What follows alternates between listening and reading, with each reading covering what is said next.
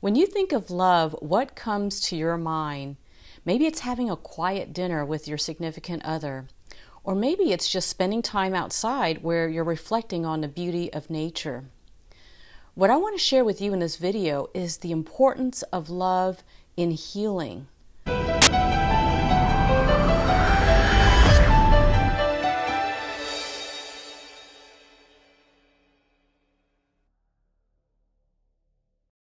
Hi everyone, I'm Deanna Won. I'm the founder of Keynotes to Life. I'm an international best-selling author, speaker, leadership consultant, and holistic health coach. I focus on helping people take personal leadership over their health so that they can heal from conditions like cancer and other chronic health conditions. You may be wondering how I got into doing this.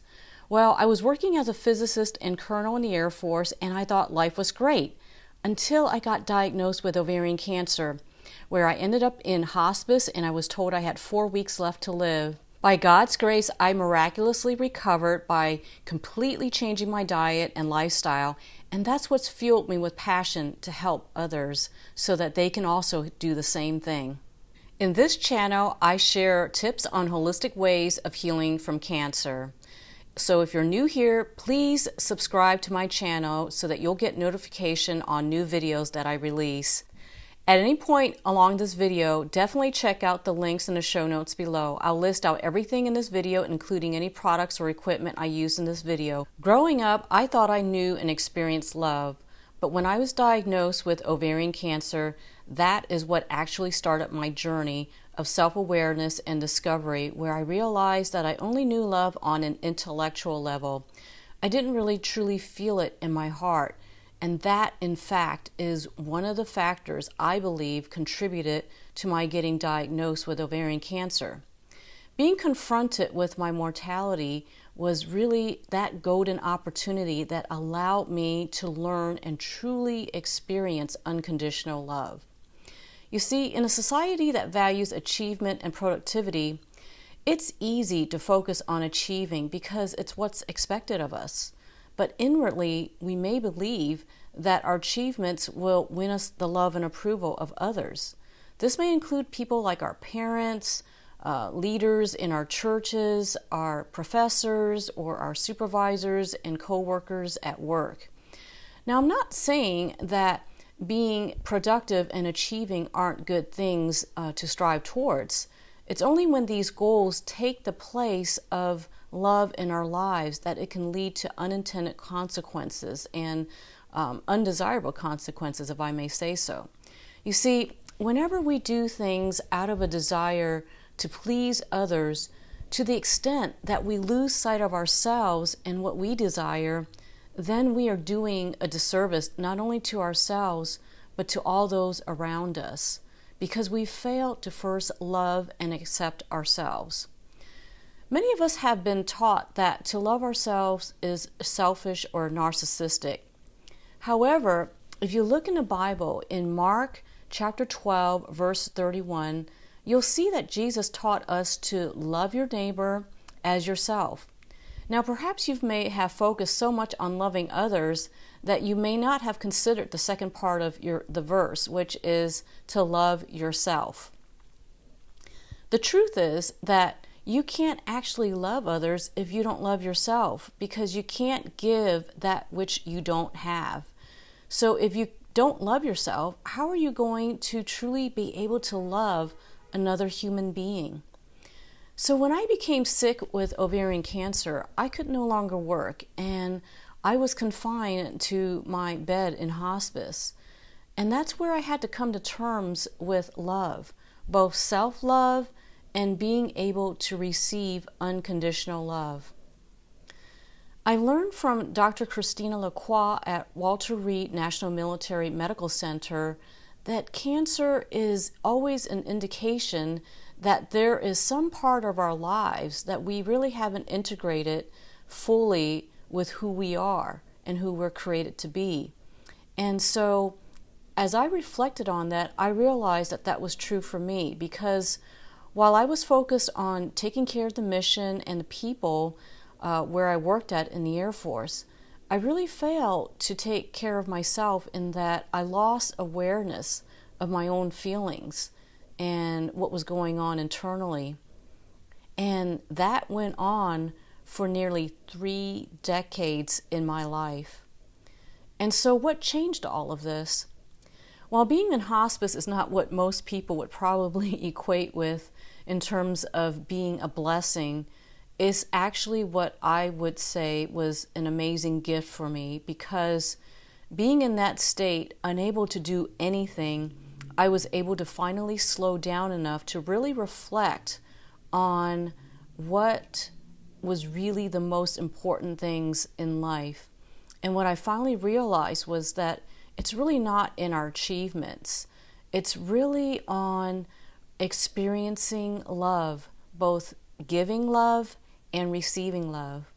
And the way I really came upon this was I was actually studying at the Institute for Integrative Nutrition, and I started actually learning about concepts of diet and the importance of emotional wellness and spiritual wellness because of the condition that I was in. And I happened to meet one of the other students online, and she lives currently in Singapore. And although we had never met before, when she learned about what I was going through, she took it upon herself to send me all these amazing essential oils to heal from cancer. Well, let me tell you, I was just blown away by this, because it really was, to me, a demonstration of this love, just an amazing love, because she didn't even know me. When I eventually became too weak to make my own wheatgrass juice and green juices and all the raw salads that I had been accustomed to eating, I realized I needed help, and so I prayed, and I asked God to send me someone who could help me.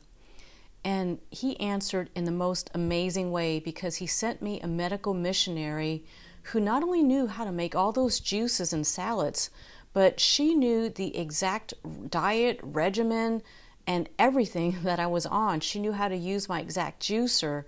And when I was experiencing internal hemorrhages, she knew how to stop that in a natural and holistic way. And she used all kinds of different detoxification methods on me, and she used cold and hot water therapy. And I know that this was not just a coincidence that she showed up in my life. I know that this was an answer to prayer. And so I knew that this is really, truly divine orchestration, which really spoke to me about love. It told me in no undeniable terms that God of this universe loved me. After she had been helping me for a month, she came to me one day saying that it was time for her to leave. I didn't know how I was going to manage because I was alone. And what was really amazing is that when she told me this, right after that, I received a text message from my cousin out on the West Coast, because I was on the East Coast at the time. And she said that she and her mom, my aunt, would travel to stay with me and to help take care of me. I didn't even think to ask about this at all. And I know that that also was another demonstration of God's love for me. A month later, and that's when my sister and her husband traveled out to help me recover.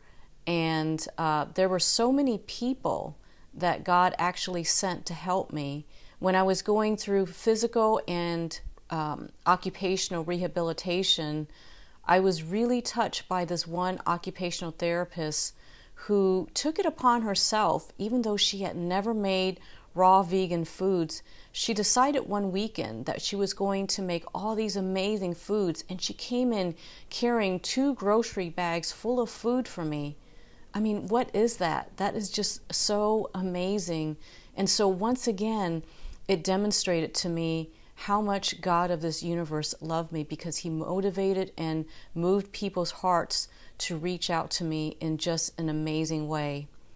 And there was also another student from the Institute for Integrative Nutrition whom I had never met before, but she drove an hour out of her way where she made me all these fresh green juices and just amazing foods, and she just gave them to me.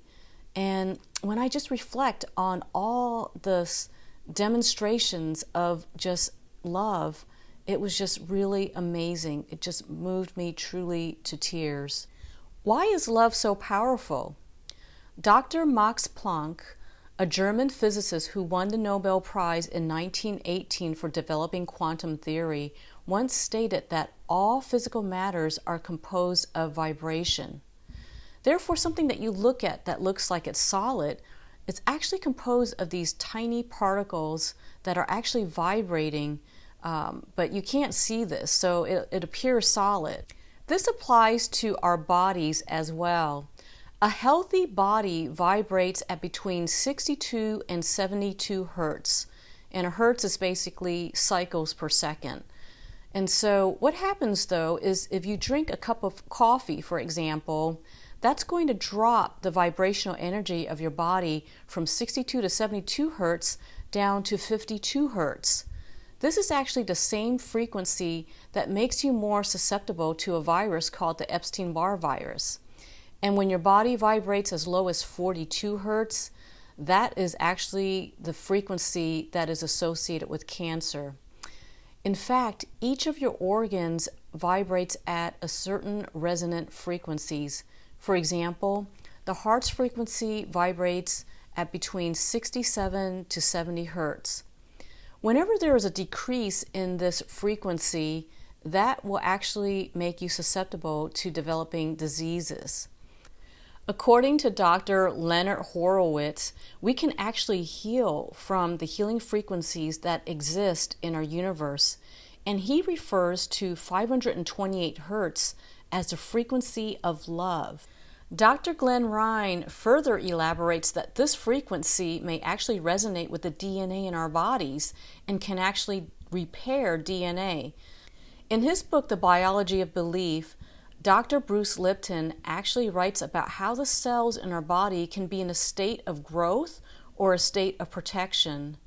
So what that means is, for example, if you're stressed out, you're going to be in a state of protection because the cells in your body are going to sense that you sense some sort of impending doom or that you're afraid of something. And so your body is actually going to start to release cortisol, which actually increases the blood sugar as well as your blood pressure because you're actually preparing to either fight or flee.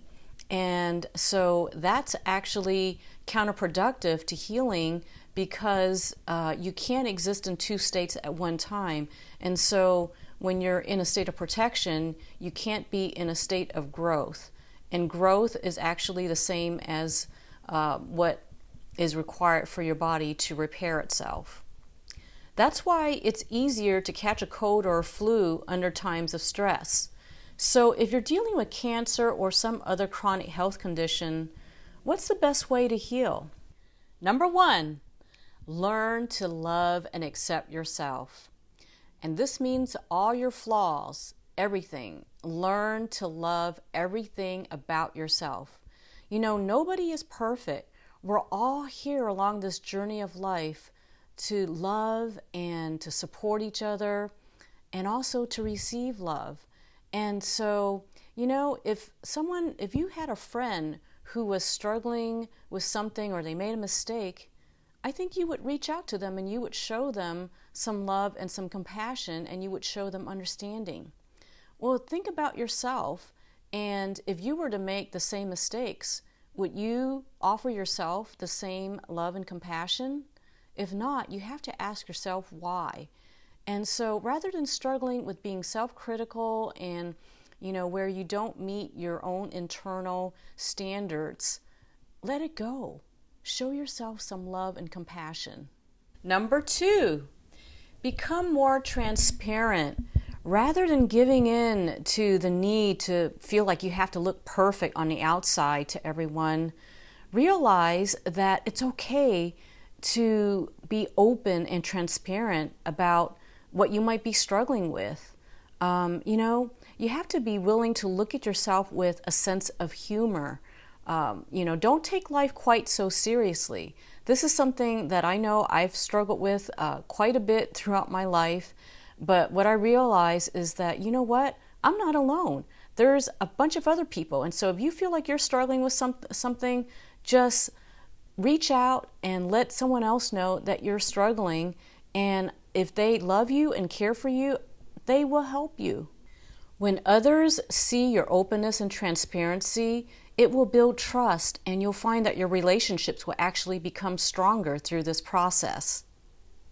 Number 3, be open to learning about yourself and this wonderful world that we live in.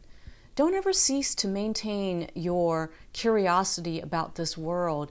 You know, when you look at little children, they are just so curious. They're always asking, why is this and why is that? You know, you were like that at one point in time, and somehow we just kind of grow out of it as we become adults. Well, it's important to recultivate this sense of curiosity so that when we look around us, we can actually look at things in wonder. Because when you're in this state of wonder and marveling at, perhaps nature around you, that's when you become aware of this amazing and overwhelming sense of love that is all around you. And finally, number 4, open yourself to receiving love. The ultimate form of love is really unconditional love that comes from God. This is so powerful because it's a love that persists in spite of any mistakes that you may have made or anything that you've done wrong in life. And so when you receive this love, it really frees you up to be who you were created to be, because when you receive this love, you're able to then release all your fears. And so it's an amazing sense of freedom. And can you imagine what it does for your immune system? There is a scripture that I'd like to share with you in closing, and it's 1 John 4:18. There is no fear in love, but perfect love casts out fear.